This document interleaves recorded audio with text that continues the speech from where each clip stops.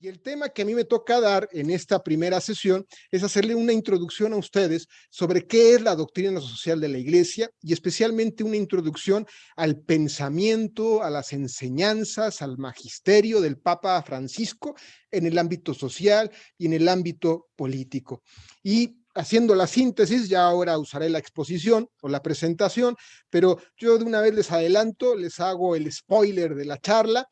La síntesis del mensaje social de la Iglesia es las consecuencias sociales de esta experiencia de un Dios que muere o que entrega a su Hijo y que nos abraza, nos ama tanto, como dice el mensaje final del video, tanto amó Dios al mundo. Yo te diría, tanto ama Dios, te ama Dios a ti, que entregó a su único Hijo para salvarnos, para comprar nuestra salvación. ¿Qué es la doctrina social de la Iglesia? Es las consecuencias sociales y políticas de un Dios que se hizo hombre y que muere por nosotros. Eso es el magisterio social de la Iglesia, pero vamos a hacerlo un poquito más en forma y para eso voy a usar una presentación. Paola o al padre Alexis, yo les pido que cuando me queden 15 minutos de mi exposición, me interrumpan en audio para poder terminar a tiempo a la hora que me toca concluir, porque no tengo claro a qué hora tengo que concluir. Vamos con la presentación que he preparado. Minutos y te aviso yo. Cuando falten 15 minutos. Gracias, Paola. Bueno, primera afirmación, lo más importante, con lo que quiero partir. Fíjense que es tan importante que el Papa Benedicto XVI, en la gran encíclica social que él escribió, que fíjense el título tan bonito de la encíclica. Las encíclicas son los documentos o cartas que escriben los papas a toda la iglesia, pero que tiene un rango muy importante. Por eso no es una carta pastoral, una carta apostólica, es una encíclica. Y una encíclica social es una carta dedicada a temas sociales. El Papa Benedicto XVI escribe una encíclica social que se llamó Dios es amor, Deus Caritas es. Fíjense qué bonito título. Y en el número 1, así el número 1 de su carta, de su encíclica social, escribe lo que les voy a decir. Es tan importante que cuando Benedicto XVI viaja a Aparecida, a esa gran última asamblea de toda la iglesia en América Latina, donde estaban todos los obispos latinoamericanos reunidos en Brasil, y Benedicto XVI va a la inauguración, en el discurso de inauguración repite o cita textualmente esta frase. Y es tan importante que el Papa Francisco, en su primera encíclica, su encíclica programática. ¿Por qué le dicen encíclica programática? Porque quiere decir que en esa encíclica el Papa Francisco anunció cuál iba a ser su programa de gobierno, su programa de gestión, cuáles iban a ser los énfasis en su pontificado. Bueno, en su primera encíclica que escribe, que se llama Evangelii Gaudium, la alegría del evangelio, en el primer capítulo dice, y no me cansaré de repetir con mi predecesor Benedicto XVI, y vuelve a citar textualmente el mismo párrafo que está en Aparecida, que está en Deus Caritas es. O sea, a ese nivel es tan importante la cita que yo les quiero invitar a que se la aprendan hasta de memoria, pero sobre todo la tienen que encarnar hasta el tuétano, porque gran parte de lo que el Papa Francisco nos invita en el ámbito social y político parte de esta premisa. Y dice la cita, ¿se es cristiano? No. Se es cristiano no por una decisión ética o una gran idea, sino por el encuentro con un acontecimiento, con una persona que da un nuevo horizonte a la vida y con ello una orientación decisiva. Lo repito, no se es cristiano por una gran decisión. Es que, ¿sabes qué? Yo tengo mucha fuerza de voluntad y hago mi plan estratégico y entonces yo creo que para que el mundo haya justicia, me defino como cristiano. No se comienza a ser cristiano por una decisión, por fuerza de voluntad, por una gran idea. Es que miren, A más B más C, por tanto, eso es el cristianismo.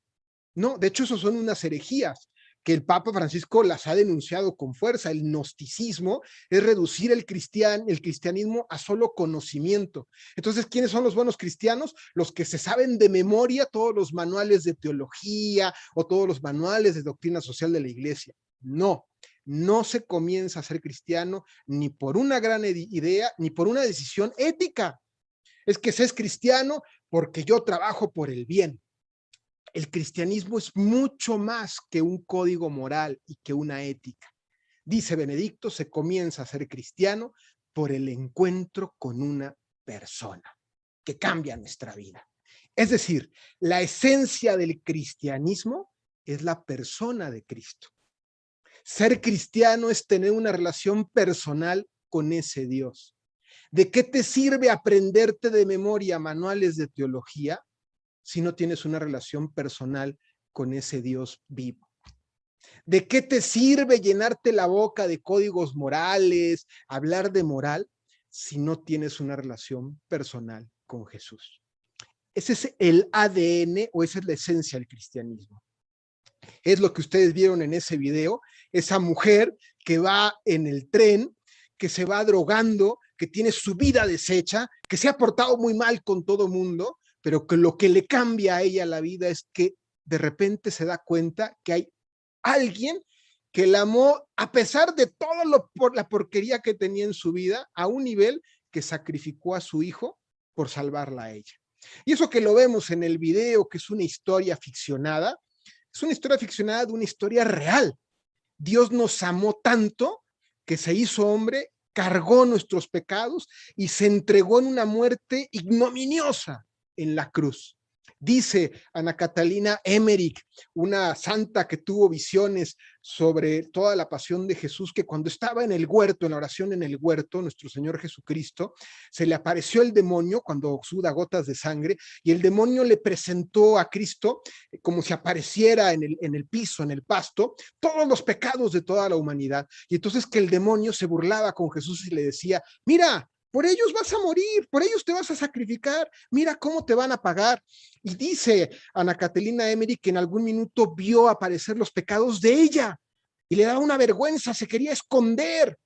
Y sin embargo, lo que hacía Jesús era, dice Ana Catalina, que era como si abrazara los pecados de cada uno de nosotros y Jesús se los ponía a cuestas en la espalda y decía, sí, por ellos voy a morir.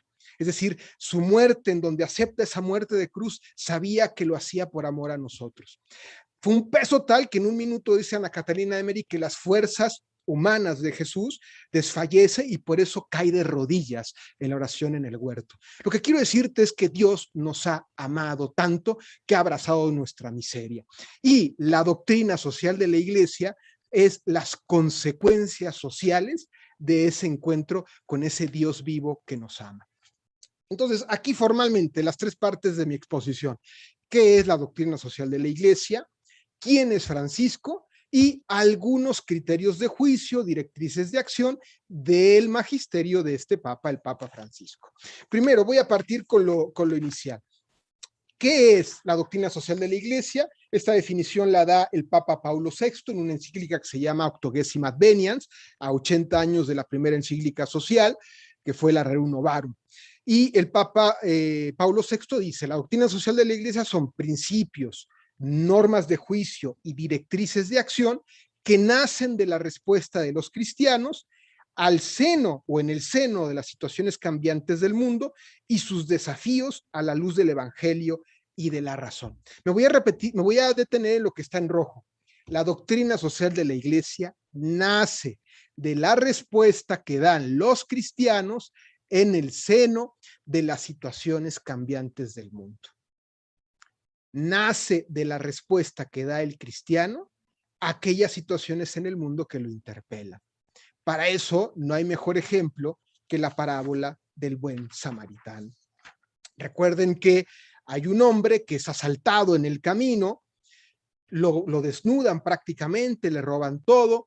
Primero pasa un sacerdote, imagínense que pasa alguien que tiene fama de ser muy santo, muy piadoso, muy bueno, sin embargo tiene prisa y no se detiene en el camino. Después pasa un publicano, un gran académico que sabe muchas cosas, que da clases de ética social, que tiene grandes credenciales académicas, y sin embargo, cuando ve al hombre que está asaltado, le da asco.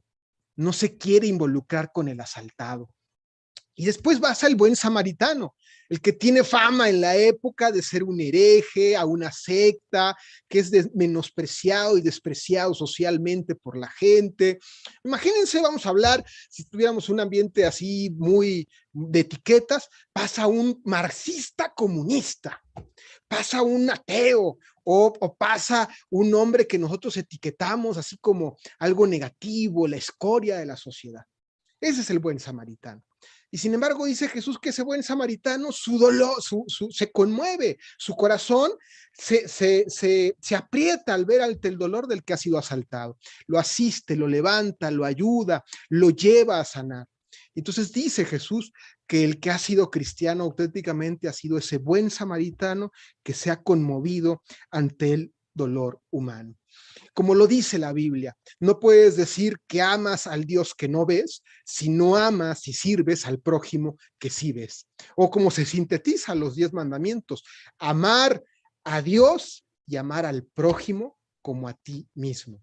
Y a veces se nos olvida la segunda parte. ¿Cómo surge la doctrina social de la iglesia? Surge cuando aquellos que nos llamamos discípulos de Jesús, los cristianos, nos conmovemos ante las situaciones cambiantes del mundo.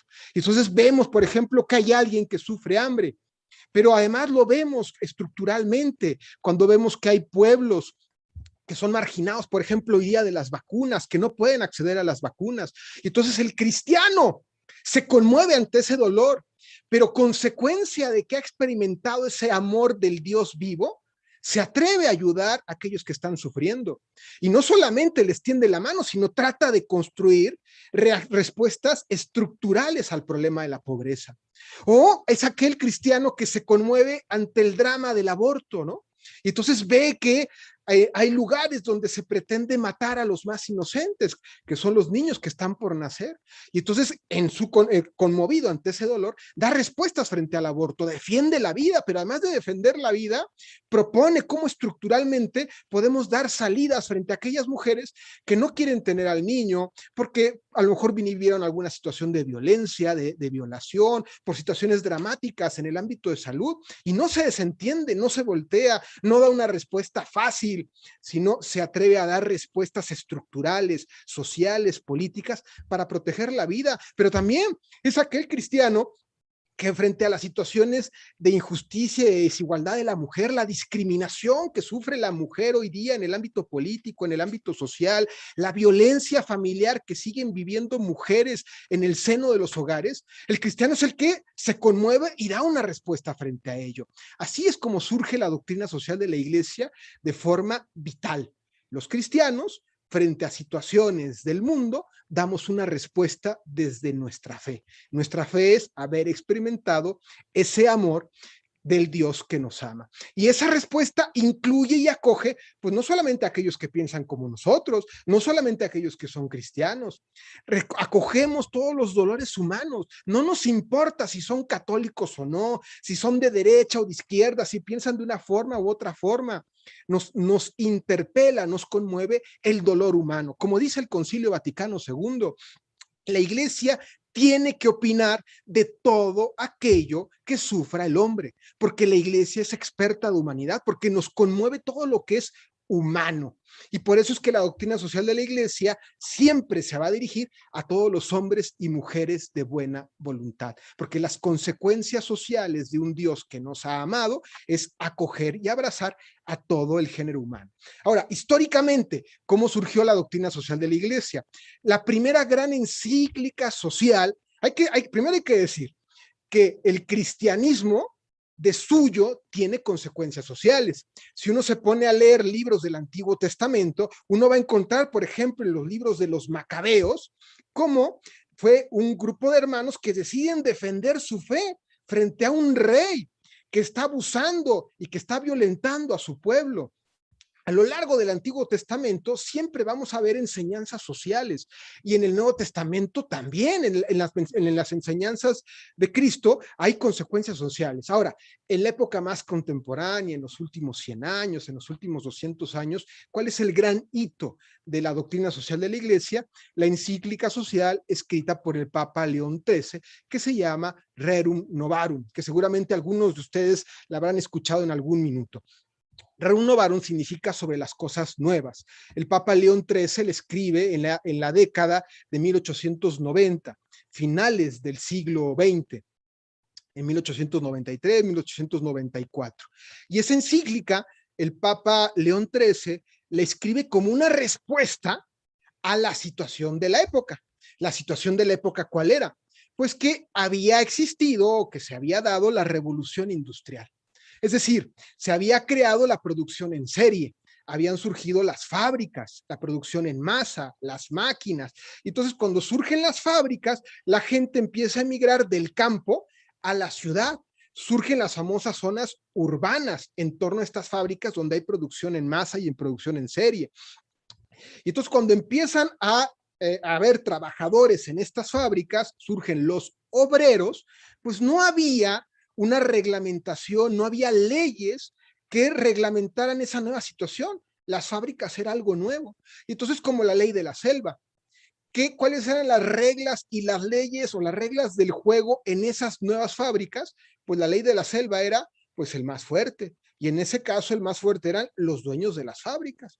Entonces, ¿quiénes ponían las reglas? Los dueños de las fábricas. Y había dueños de fábricas que decían, si tú quieres trabajar acá, aquí la jornada es de 12 horas.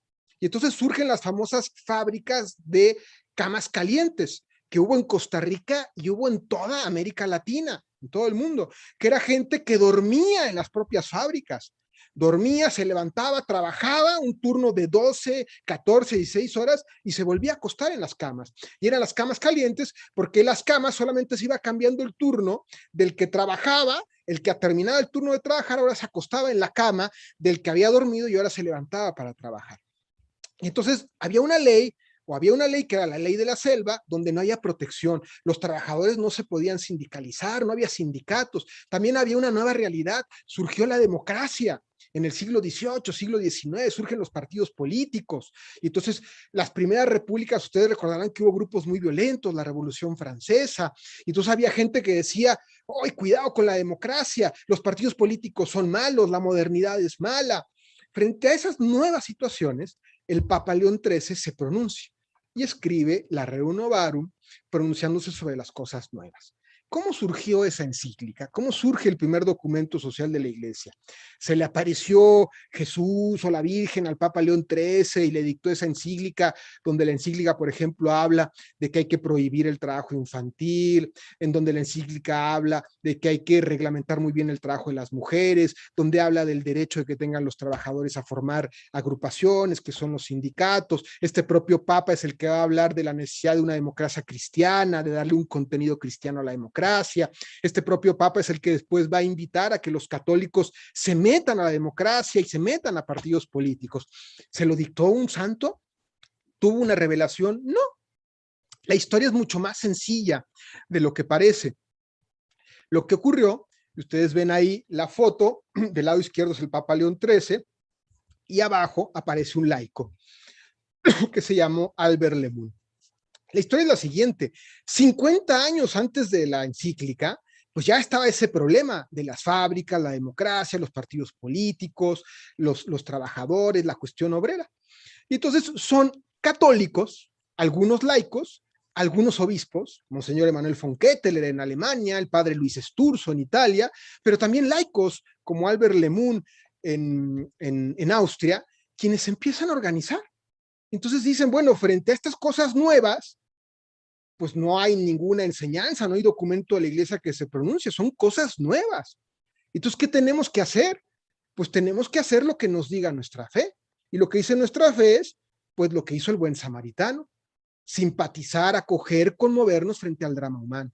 Y entonces son estos laicos o estos sacerdotes que dicen, bueno, pues vamos a formar nuestro partido político, vamos a ser candidatos. Y entonces fundan partidos políticos, surge el partido del Centrum, el partido del centro alemán en Alemania, fundado por este obispo, Manuel von Ketteler, y surge un partido en Italia, creo que era el Partido Popular Italiano, ¿sí? Pero también estos dicen, bueno, pues vamos a meternos a las nuevas reglas del juego, y entonces pues vamos a irnos de candidatos. Entonces llegan a ser electos en el Parlamento y siendo diputados, algunos de ellos dicen, bueno, pues voy a proponer algunas leyes que protejan a los trabajadores. Y entonces hubo algunos de la época que confundían la fe con expresiones culturales. Y entonces había algunos que decían, no, es que ser cristiano es lo mismo que ser monárquico. Entonces, el católico que ahora se mete a la democracia es un mal católico. Y los empiezan a criticar y los empiezan a atacar y acusar de que son comunistas o que son modernistas o que van en contra del cristianismo por eso, porque dije, bueno, pues vamos a tratar de darle identidad cristiana a la época y responder los problemas nuevos que hay desde nuestra identidad cristiana. Por eso este Papa se pronuncia y por eso esta encíclica social, la Rerum Novarum. Yo sé que en Costa Rica fue un caso, sí, caso parecido. Hubo países en América Latina que la encíclica social misteriosamente no llegaba. Tardaron a veces 2 años, 5 años. Hay países donde tardó hasta 10 años en llegar la encíclica, porque había algunos ambientes que decían, es que es una encíclica comunista, es una encíclica roja, y criticaban al Papa por haber sido liberal, por haber sido modernista, porque un buen papa tenía que ser monárquico, tenía que estar en contra de la revolución industrial, hasta que en distintos países, por ejemplo en Costa Rica, ustedes ya lo verán en la historia, hubo grandes figuras como Monseñor Sanabria, que toman la encíclica social y la operativizan en Costa Rica, la hacen realidad, la ponen al día, y así en distintos países. Pero a la historia que yo quiero llegar, ¿qué es lo que hizo el Papa León XIII? El Papa León XIII convoca a unas reuniones donde invita a estos laicos, obispos y sacerdotes que estaban metidos ahí donde estaban surgiendo los nuevos temas, que en algunas cosas se equivocaron. Hubo algunos laicos pues que se resbalaron y acabaron acogiendo ideologías extremistas de derecha y de izquierda. Y hubo algunos otros que se mantuvieron fieles, pero vaya, se atrevían a dar estas nuevas respuestas. El Papa los convoca, los escucha a estos exploradores de los nuevos temas, y el Papa lo que hace es que sistematiza estas nuevas respuestas y hace una reflexión teórica sobre él. Y escribe la Rerum Novarum. La Rerum Novarum es la reflexión de una experiencia. La experiencia es primero. La experiencia fue cristianos que estaban en medio del mundo, que frente a nuevos temas se atrevieron a dar nuevas respuestas. Y lo que hizo el magisterio social de la Iglesia fue sistematizar esta experiencia en una reflexión que propone ya como enseñanza social de la Iglesia. Y así surge la Rerum Novarum. Yo les quiero preguntar, ustedes se han puesto a pensar cómo surgieron las últimas documentos sociales del Papa Francisco, querida Amazonía, o voy a hablar todavía una encíclica que tuvo mucho más impacto. Hablo de Laudato Si. El padre Alexis nos ha dicho que la universidad ha fundado un observatorio que se llama Laudato Si. ¿Cómo surgió esta gran encíclica del Papa Francisco donde habla de la ecología integral? ¿El Papa Francisco es un experto medioambiental? Hombre, el Papa Francisco ni estudió ingeniería. Entonces, ¿cómo es que el Papa se pronuncia a hablar de cambio climático, de los basurales, de la ecología? Porque el Papa Francisco escucha a las iglesias locales, y les pongo aquí a 2 ejemplos. Escuchó la experiencia de un tremendo obispo brasileño que murió el año pasado, Monseñor Casaldáliga, que se va a vivir a la zona indígena del Brasil y que desde hace 50, 60 años, cuando él se va a vivir frente a esos problemas que no había manuales que le dijeran cómo responder y qué tenía que hacer un pastor, él se atreve a dar la respuesta desde su pastor, desde su corazón de pastor cristiano. Y tienen ustedes ahí una amiga mía que yo conozco, brasileña, de la diócesis de Diamantina, se llama Claudia. A ella es una señora casada, incluso con nietos, una señora muy piadosa, que un día el obispo le dice, pues mira, a ti te va a tocar la pastoral de los trabajadores de calle. O sea, a ti te toca que me ayudes con la pastoral de las personas que son indigentes. Y ella con la mejor intención empieza a hacer su trabajo pastoral y se da cuenta que un temazo, un tema muy delicado para los trabajadores de calle, es los basurales. Porque los basurales, si existen donde ellos viven, hace que la calidad de vida de ellos sean brutales. Pero los basurales existen porque hay empresas que lucran con los basurales. Entonces ella empieza a moverse, a movilizarse, como buena cristiana que se conmueve ante el dolor humano, a pedir que los basurales desaparezcan. Consecuencia, en menos de 2 semanas le llega una amenaza de muerte, donde ella no puede pronunciarse sobre esos temas. Y luego empieza a haber algunos ambientes ideológicos los ambientes, no ella, que la empiezan a acusar de teóloga de la liberación, de izquierdista, de comunista. ¿Qué hace un agente pastoral pronunciándose en contra de los basurales? Pues porque se conmueve por lo humano, se conmueve por lo humano y tiene que conmoverse por el dolor y lo hace desde su fe. Y obviamente que en las propuestas que haga se puede equivocar. Lo que es garantía es que se mantiene cerca de la iglesia, se mantiene desde dentro de la iglesia, se deja guiar y corregir por sus pastores y tiene una vida de fe real. Y la vida de fe real no es que se sepa de memoria el catecismo de la Iglesia Católica. La vida de fe real es que tenga una relación personal y viva con Jesús. ¿Dónde se expresa la relación viva con Jesús? En los sacramentos, en la misa diaria, en la Eucaristía, en la oración, en la lectura de las Sagradas Escrituras. Ahí se expresa. ¿Cuánta gente se sabe de memoria el catecismo de la Iglesia Católica y tiene años que no se para en un templo, que tiene años que no tiene oración? Y sin embargo, esos son los que muchas veces señalan con el dedo y quieren etiquetar a sus obispos, a sus compañeros en la iglesia, tachándoles y diciéndoles cómo se tienen que hacer las cosas. Eso es ideologizar la fe. Bueno, ella tenía una fe viva y dio una respuesta frente a ello. ¿Qué hizo el Papa Francisco? El Papa escuchó a todas las iglesias locales. Laudato Si, si ustedes se dan cuenta, cita la Conferencia Episcopal de Bolivia, cita a la Conferencia Episcopal de Costa Rica, a la Conferencia Episcopal de Brasil, y frente a eso sistematiza una reflexión el Papa Francisco y da una respuesta y denuncia los problemas que son reales, el cambio climático, los basurales, el medio ambiente, y da una respuesta. E igual que en la Rerum Novarum, hay gente ideologizada que no le gusta la respuesta del Papa y empieza a acusar que el Papa, que la encíclica, si es de izquierda, que si es socialista, que si es teóloga de la liberación, la encíclica, y es lo más alejado a eso. Pero lo que yo quería llegar, y con esto, con esta primera afirmación es lo que quería yo introducir, ¿cómo surge la doctrina social de la Iglesia? Como la respuesta que dan los cristianos a las situaciones que van surgiendo en el mundo. Así lo hizo el San Óscar Romero, Monseñor Óscar Romero, arzobispo de El Salvador, que vivía las violaciones a los derechos humanos y da una respuesta frente a ello. E igual que estos casos, fue incomprendido en su época por muchos de sus hermanos. La segunda parte de la definición, que es la doctrina social de la Iglesia, principios, criterios de juicio y directrices de acción, que surgen de esto, de la respuesta que dan los cristianos. Esta reflexión teórica que hacen los obispos y que hace el Papa, la podemos dividir en tres tipos. Reflexión en principios.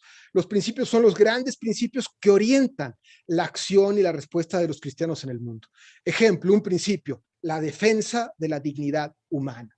El principio aquí es que el hombre vale por el hecho de ser hombre, no por lo que tiene, no por lo que hace, no por cómo se porta, y por tanto la dignidad humana no se pierde. Ese es un principio. Pero el segundo nivel de la doctrina social de la Iglesia son criterios de juicio.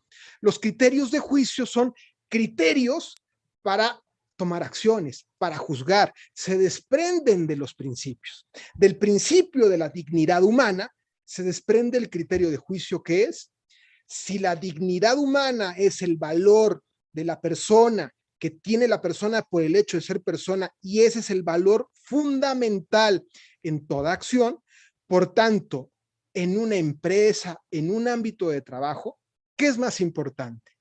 ¿El factor capital o el factor humano? Si una fábrica va a quebrar, ¿de qué me tengo que preocupar?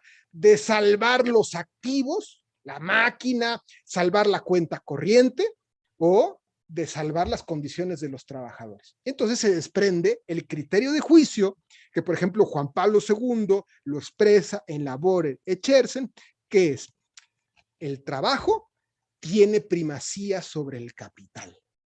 Así lo formula el Papa Juan Pablo II, San Juan Pablo II. El trabajo es más importante que el capital en un medio de producción. Y el tercer nivel, directriz de acción. Las directrices de acción ya es cuando una encíclica, un documento, una enseñanza social de un papa nos da incluso recomendaciones sumamente prácticas. ¿Qué se desprende de que el trabajo tenga prioridad sobre el capital? Se desprende entonces que hay que asegurar que el trabajador tenga días de descanso y que tenga una jornada máxima laboral, que no puede trabajar un trabajador más de 8 o de 9 horas diarias. La Rerum Novarum da recomendaciones así de prácticas, como les estoy diciendo, que el trabajador debe tener días de descanso. Esa es una directriz de acción de la doctrina social de la Iglesia. Cuando Juan Pablo II dice, el trabajo es más importante que el capital en una empresa, es un criterio de juicio de la doctrina social de la Iglesia. Y cuando decimos, la dignidad humana es que las personas valen por lo que son, independientemente de lo que tengan, de lo que hagan, o si son buenos, son malos, si piensan de una forma u otra, su valor es por el hecho de ser persona, es un principio que está plasmado en la doctrina social de la Iglesia. Por tanto, la doctrina social de la Iglesia tiene dos rostros. Un rostro teórico, una reflexión conceptual, pero la que muchas veces se nos olvida, consecuencias prácticas, porque si la doctrina social de la Iglesia no fuera operativa, no la pudiéramos plasmar en cosas concretas, la volveríamos inútil. ¿De qué sirve que yo me sepa de memoria los principios de doctrina social de la Iglesia, bien común, solidaridad, subsidiariedad, si cuando me preguntan, oye, ¿y qué opina la doctrina social de la Iglesia de los derechos indígenas? Ah, no, eso ya le toca la respuesta que den los partidos políticos. Claro que no. Nosotros como cristianos podemos bajar hasta lo práctico y lo operativo. Ahora, la doctrina social de la Iglesia es lo mismo que una ideología, que así como está el liberalismo, el comunismo, el socialismo, el marxismo, el fascismo, está la doctrina social de la Iglesia. No. La diferencia entre las ideologías y la doctrina social de la Iglesia es que las ideologías surgen de concepciones ideológicas, de un marco de ideas, de principios y valores que le quieren proponer a la sociedad. La doctrina social de la Iglesia, queridos amigos, no surge de ninguna idea, ni de ningún ideal, porque los cristianos no entregamos nuestra vida por un ideal.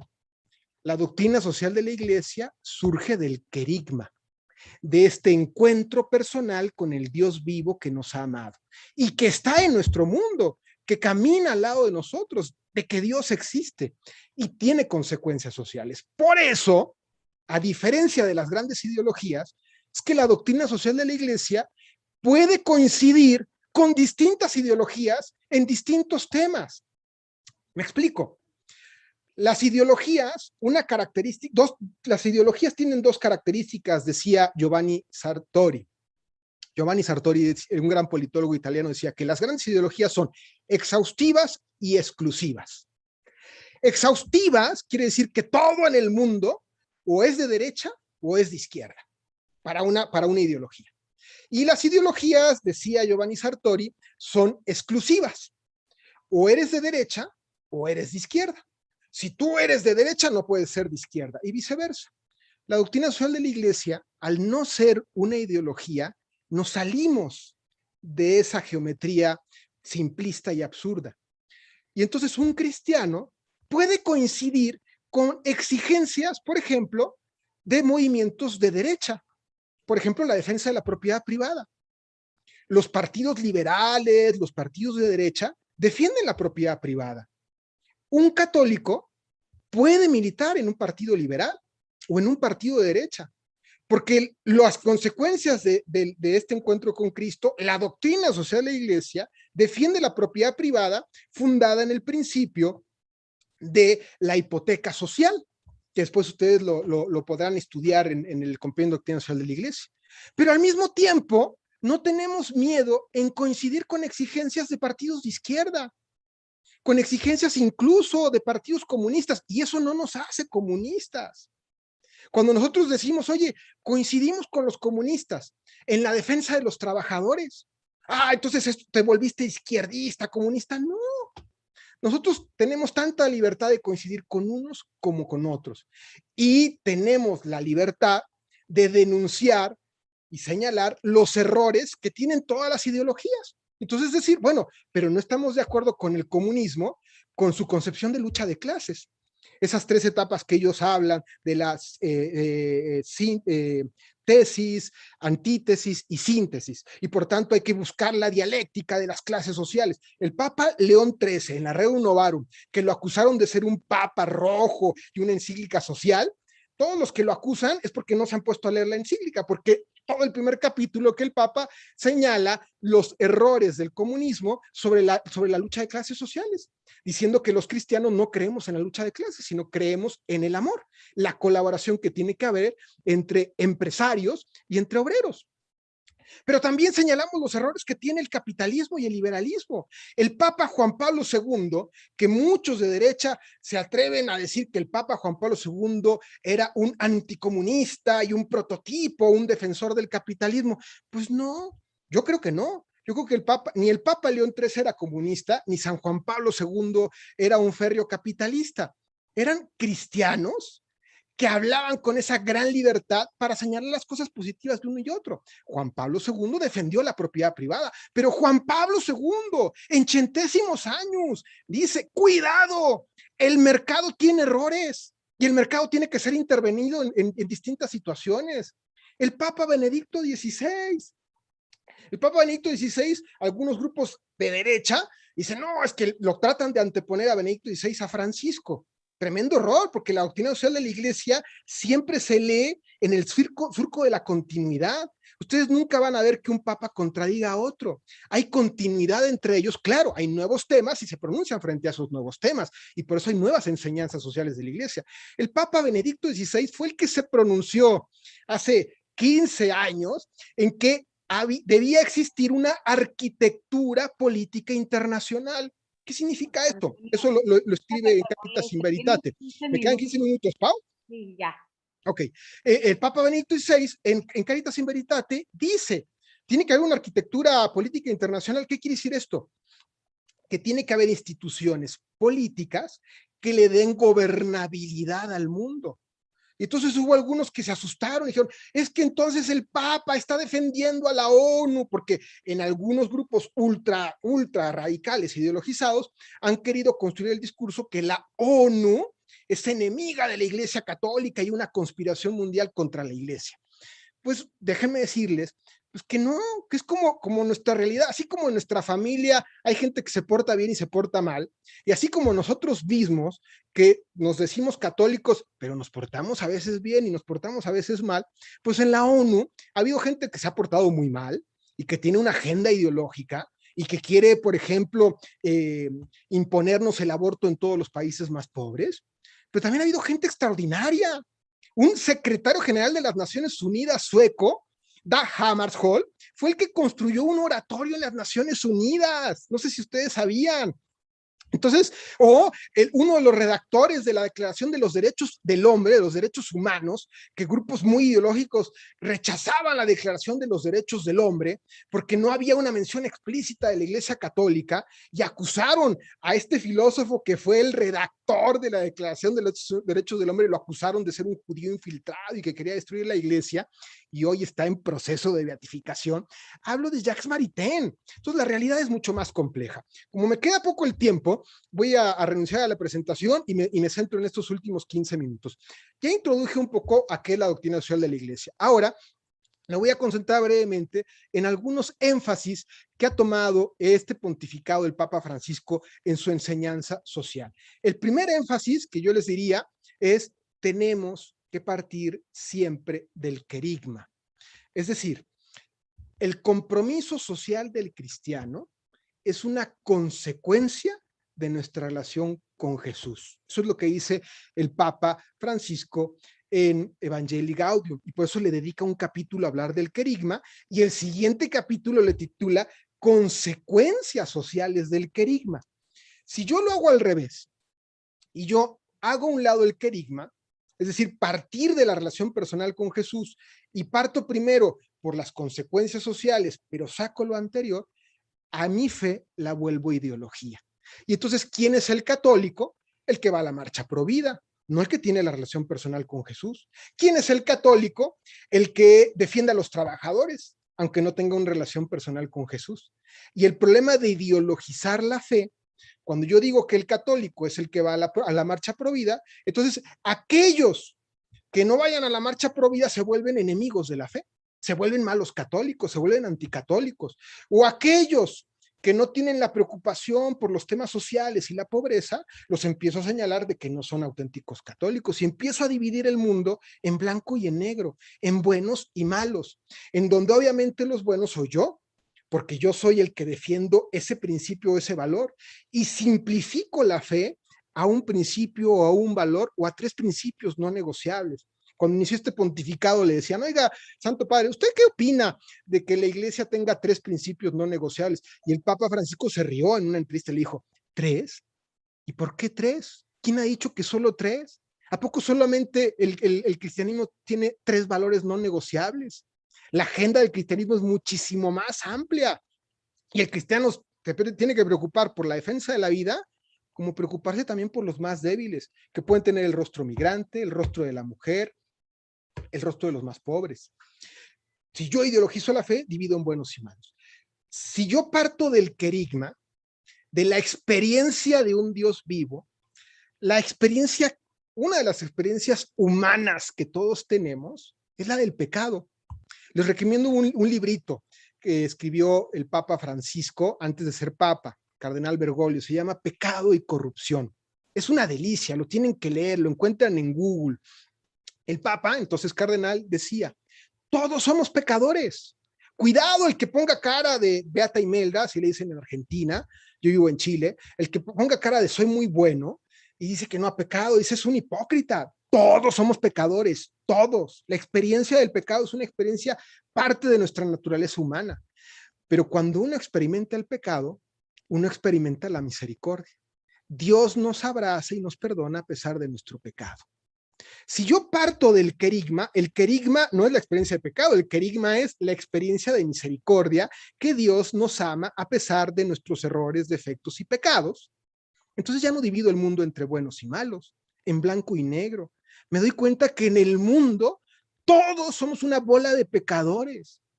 Todos tenemos nuestras contradicciones, nuestras fragilidades. Por Dios, ¿tú cuántas veces te has confesado del mismo pecado? No seas un hipócrita. ¿Sí? Si fuera sincero, por eso a veces andamos cambiando ahí de padre que nos confiese, porque nos da vergüenza confesarnos de la misma tontera los últimos años. Y sin embargo, Dios nunca se cansa de perdonarnos, nos vuelve a perdonar, nos vuelve a regalar el don de la misericordia. Así es la vida y así es el mundo. Y entonces, si vemos que estamos rodeados de hermanos, porque todos somos hijos del mismo padre, todos somos igual de frágiles, vamos a ser, por un lado, un poquito más pacientes y vamos a poder dar la misericordia que nosotros hemos experimentado. Y entonces, aquí voy con otra clave del magisterio social del Papa Francisco, que hoy habla en Fratelli Tutti. Los cristianos no vamos a ser cruzados ni guerreros de yo quiero que me pongan en una batalla y una guerra como en las cruzadas. Yo me imagino ahora con mi casco en la cruzada combatiendo contra las abortistas, combatiendo contra los masones, combatiendo contra las feministas. No, no, no, no, no. Y no por eso, como dijo María Luisa, se trata de renunciar a nuestra fe. Claro, vamos a anunciar, vamos a proponer con valor nuestra fe, lo que creemos. Vamos a hablar de este Dios vivo, pero no para ganar, no para vencer una batalla. El cristiano lo que reconoce es que todos son nuestros hermanos. Y entonces lo que tenemos que hacer son construir puentes entre nuestros hermanos, puentes de entendimiento y de diálogo, sin renunciar a la verdad, pero sin pretensiones de imponerla. Los que son románticos de la Edad Media, hay algo que no valoran de la época del día de hoy. En la Edad Media no había tanta libertad en lo privado como hoy se vive. La fe que abrazaba el monarca de la fe que abrazaba el pueblo y te fregaste. Muchas veces incluso hasta se definía con quién te tenías que casar. Vivimos una época donde la libertad es un don preciado que todos valoran y por tanto hoy el que se define como cristiano es más auténticamente cristiano que muchos de los que hace 100 años se declaraban cristianos, pues por tradición, por el ambiente cultural, porque el cristianismo es mucho más que una cultura. El cristianismo se encarna en las culturas, pero no es lo mismo que la cultura. Y entonces, el principio que nos propone el Papa es la clave del encuentro. Cuando escribe el Papa Francisco Fratelli Tutti, grupos ultra radicales le dijeron, ¿cómo como Fratelli Tutti, todos hermanos, es una encíclica de la masonería, porque la masonería siempre ha hablado de la gran fraternidad universal, por tanto este papa es un masón, y deshicieron a la encíclica. Es gente que vive capsulada con el pasado. El Papa nos ha recordado algo clave. El primero que nos recordó que todos somos hermanos, ¿quién fue? Fue Cristo en el Padre Nuestro.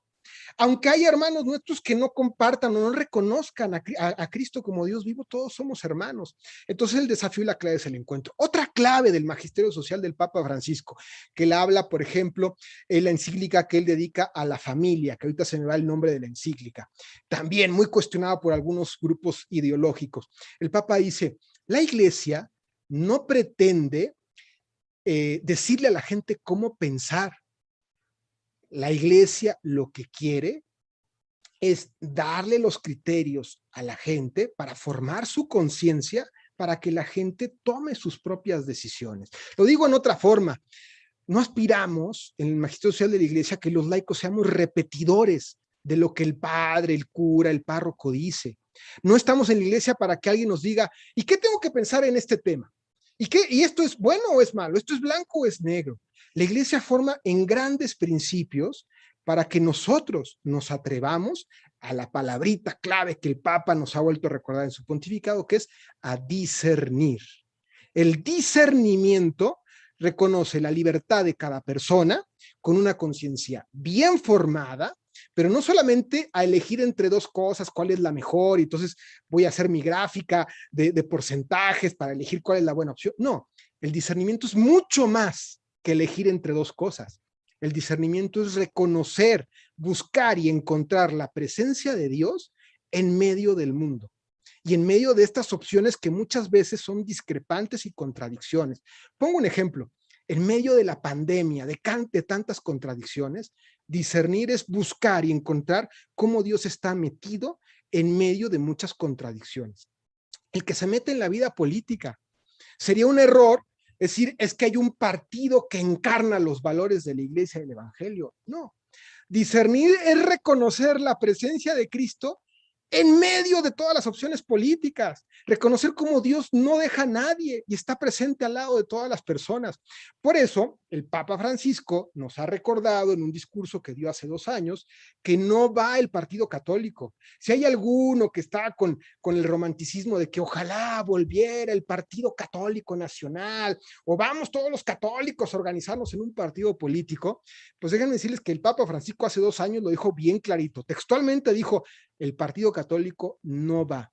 No aspiramos a la unidad política de los católicos. O sea, que todos los católicos hagamos nuestro partido.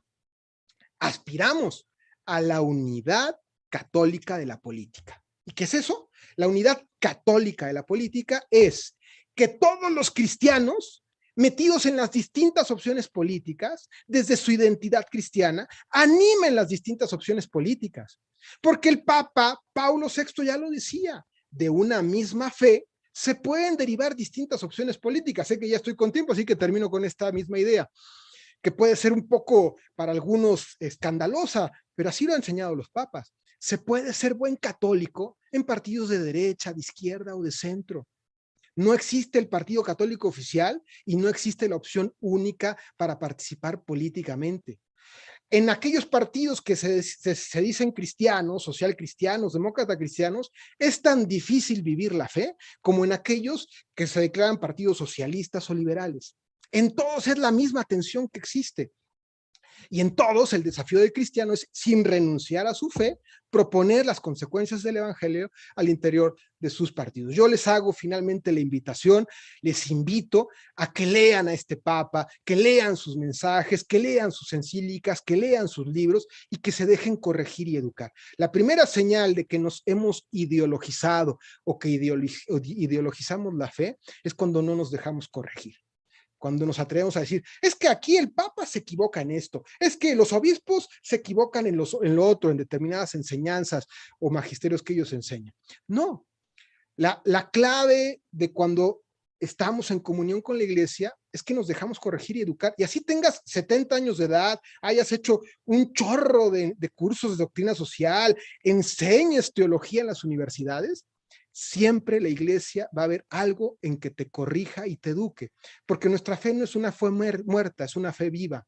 Y vivimos en un mundo que no es un fósil, que va cambiando el mundo y que van surgiendo nuevos temas, nuevos problemas. Y frente a esos nuevos problemas nos tenemos que atrever a dar nuevas respuestas, porque los cristianos no estamos llamados a ser los últimos del ayer, estamos llamados a ser los primeros del mañana, porque la verdadera tradición no es venerar las cenizas, la verdadera tradición es transmitir el fuego del